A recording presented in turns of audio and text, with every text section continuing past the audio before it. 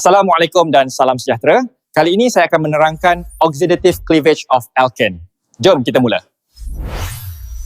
Okey, kita mulakan dengan alkin yang bernama cyclohexyl propane. Ikatan ganda dua, C dengan C, merupakan kawasan yang kaya dengan elektron dan sangat reaktif. Kehadiran reagen. Reagen pengoksidaan kuat iaitu potassium permanganate KMNO4 dalam keadaan berasid H+ dan dipanaskan delta ditambah. Reagen ini menyasarkan ikatan ganda dua untuk diputuskan. Pembelahan cleavage. Ikatan ganda dua C terputus sepenuhnya. Rangka molekul asal kini terbelah menjadi dua serpihan berasingan. Pengoksidaan karbon. Atom oksigen O daripada ejen pengoksidaan ditambahkan pada setiap hujung karbon alkin yang terputus membentuk kumpulan karbonil C2O. Pengoksidaan lanjut.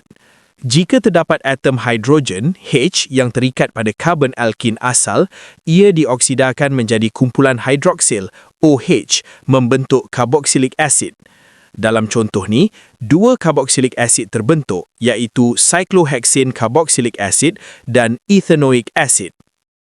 Semoga penerangan tadi dapat difahami ya. Jangan lupa untuk like, share, repost video ni supaya ramai lagi rakan pelajar dapat manfaat. Bye-bye.